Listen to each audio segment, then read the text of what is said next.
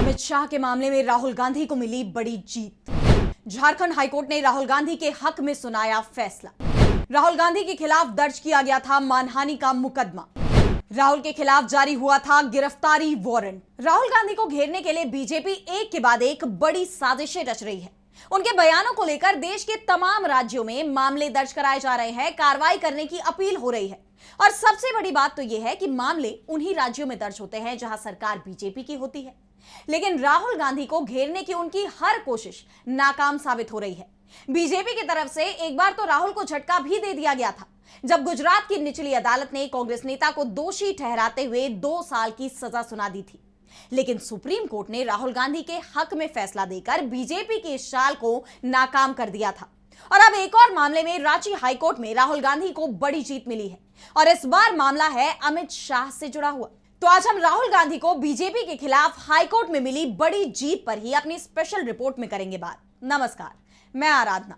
तो शुरू करते हैं हमारी एक खास रिपोर्ट। तो राहुल गांधी के खिलाफ बीजेपी नेताओं ने गुजरात, महाराष्ट्र, यूपी सहित तमाम राज्यों में मुकदमे दर्ज करा रखे हैं। और ये मुकदमे हैं राहुल के पीएम मोदी और गृहमंत्री अमित शाह पर दिए गए बयानों को लेकर। राहुल गांधी हमेशा ये दावा करते रहे हैं कि वो जो भी बोलते हैं सच बोलते हैं, और यही कारण है कि बीजेपी राहुल गांधी के खिलाफ साजिशें रचती है, उन्हें घेरने की कोशिश भी करती है। लेकिन बीजेपी की कोशिश हर बार नाकाम साबित होती है, और अब बीजेपी की एक और कोशिश हाईकोर्ट में फेल हो गई। पहले हम आपको पूरा मामला बताते हैं कि यह पूरा मामला क्या है। तो 2018 में चाईबासा में कांग्रेस का अधिवेशन हुआ। इस अधिवेशन में राहुल गांधी ने कहा था कि कांग्रेस में कोई भी ऐसा व्यक्ति राष्ट्रीय अध्यक्ष नहीं बन सकता जिसने किसी की जान ली हो। कांग्रेस जन ऐसे किसी भी व्यक्ति को अध्यक्ष के रूप में स्वीकार नहीं कर सकते। यह सिर्फ बीजेपी में संभव है। राहुल गांधी ने जब यह बयान दिया था, उस वक्त अमित शाह बीजेपी के अध्यक्ष थे और झारखंड में बीजेपी की सरकार थी। रघुवर दास झारखंड के सीएम थे। ऐसे में राहुल गांधी के बयान पर बीजेपी से जुड़े लोगों की तरफ से चाईबासा कोर्ट में शिकायत दर्ज कराई गई। कहा गया कि राहुल गांधी ने जो बयान दिया है वो अमित शाह को लेकर ही दिया गया है, जबकि राहुल ने अपने बयान में किसी का भी नाम नहीं लिया था। तो पहले अब हम आपको यह बता दें कि जब राहुल गांधी ने अमित शाह का नाम लिया ही नहीं, फिर भी बीजेपी ने यह क्यों मान लिया कि राहुल उन्हें ही क्रिमिनल बता रहे हैं। तो इसके बारे में भी जान लेते हैं। 2005 में गुजरात में सोहराबुद्दीन शेख की पुलिस ने जान ले ली थी। पुलिस का दावा था कि शेख के साथ पुलिस की मुठभेड़ हुई, जिसमें उसकी जान चली गई। जिस वक्त सोहराबुद्दीन शेख की जान ली गई थी, उस वक्त अमित शाह गुजरात के गृह मंत्री थे। लेकिन इस मुठभेड़ पर कई सवाल खड़े हो गए। कहा गया कि सोहराबुद्दीन को पहले पुलिस ने हिरासत में लिया और बाद में उसकी जान ले ली। यह मामला सुप्रीम कोर्ट पहुंचा तो सुप्रीम कोर्ट ने गुजरात सीआईडी को मामले की जांच करने का आदेश दिया। जनवरी 2010 में सुप्रीम कोर्ट ने मामले की जांच का जिम्मा सीबीआई को सौंप दिया, और 23 जुलाई 2010 को सीबीआई ने मामले में गुजरात के तत्कालीन गृह मंत्री अमित शाह, राजस्थान के तत्कालीन गृह मंत्री गुलाब चंद कटारिया और वरिष्ठ आईपीएस अधिकारियों सहित 38 लोगों के खिलाफ आरोप पत्र दायर किया। 25 जुलाई 2010 को सीबीआई ने अमित शाह को गिरफ्तार भी कर लिया। 30 दिसंबर 2014 को मुंबई में सीबीआई की विशेष अदालत ने मामले से अमित शाह को आरोप मुक्त कर दिया, और इसके बाद मामले में कटारिया और वरिष्ठ आईपीएस अधिकारियों समेत 15 आरोपियों को भी आरोप मुक्त कर दिया गया।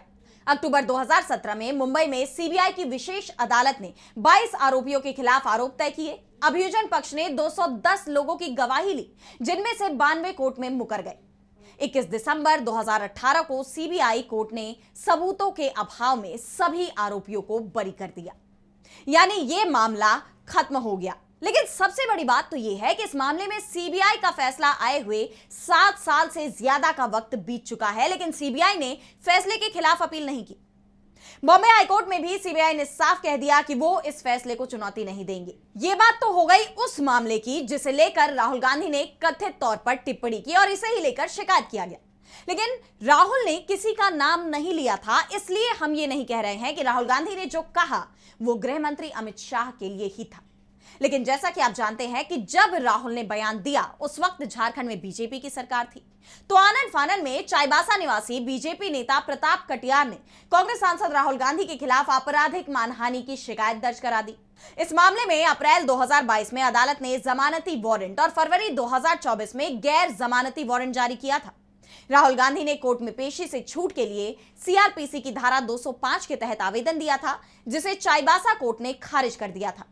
इसके खिलाफ राहुल गांधी ने हाईकोर्ट में याचिका दाखिल की थी। हाईकोर्ट ने उन्हें कुछ समय तक राहत दी थी और इसके बाद यह याचिका मार्च 2024 में निस्तारित कर दी गई थी और बाद में चाईबासा कोर्ट ने 22 मई 2025 को दोबारा गैर जमानती वारंट जारी कर दिया, जिसके बाद राहुल गांधी ने 6 अगस्त 2025 को कोर्ट में व्यक्तिगत उपस्थिति दर्ज कराई, जहां उन्हें सशर्त जमानत भी दी गई। इस बीच उन्होंने झारखंड हाईकोर्ट में चाईबासा एमपी एमएलए कोर्ट के संज्ञान लेने और समन जारी करने को एक बार फिर चुनौती दी, जिस पर अब हाईकोर्ट का बड़ा फैसला सामने आया है। रांची हाईकोर्ट में जस्टिस अनिल कुमार चौधरी की पीठ ने आदेश देते हुए इस मामले को पुनर्विचार के लिए निचली अदालत को वापस भेज दिया। कोर्ट ने कहा कि सीनियर मजिस्ट्रेट ने संज्ञान लेने का आदेश सत्र न्यायालय के आदेश से प्रभावित होकर जारी किया था।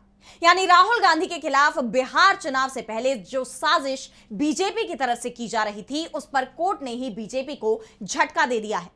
वैसे इस मामले में राहुल गांधी के वकील अभिषेक मनु सिंघवी ने सवाल उठाते हुए कहा था कि कई न्यायिक फैसलों में कहा गया है कि केवल पीड़ित व्यक्ति ही आपराधिक मानहानि की शिकायत दर्ज करा सकता है, लेकिन यहां तो शिकायत किसी तीसरे पक्ष की ओर से दायर की गई थी।